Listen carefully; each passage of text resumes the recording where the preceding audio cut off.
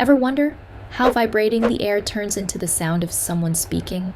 Or even your favorite song?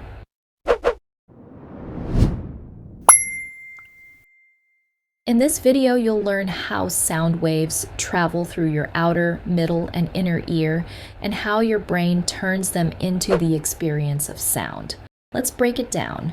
Sound starts as a vibration in the air. That vibration travels in waves, tiny back and forth movements of air particles.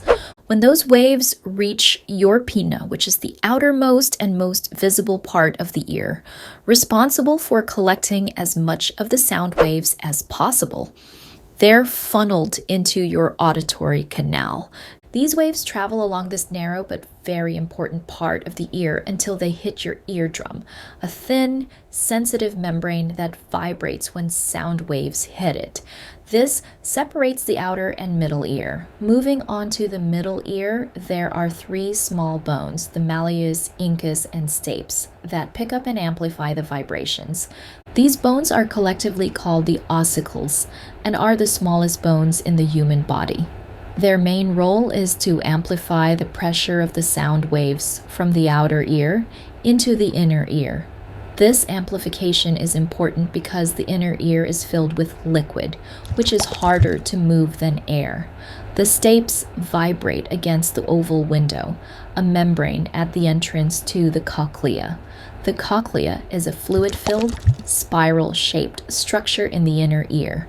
Vibrations from the stapes cause the liquid in the cochlea to move. Inside the cochlea are specialized cells that convert this movement into electrical signals. These signals travel along the auditory nerve to your brain, which processes them into the sounds you hear. Let's now go over what we just learned. Sound starts off as vibrations in the air. These waves travel to the outer ear. The pinna does the gathering, the auditory canal is a passageway, and the eardrum vibrates and passes this off to the middle ear.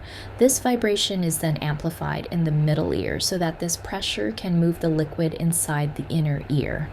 This vibration in the inner ear's liquid converts the sound wave into electrical signals in the inner ear so your brain can understand sound. Now that you've watched the video, let's see how much you remember. Head to the link in the description where you'll find Quizlet, content made just for you.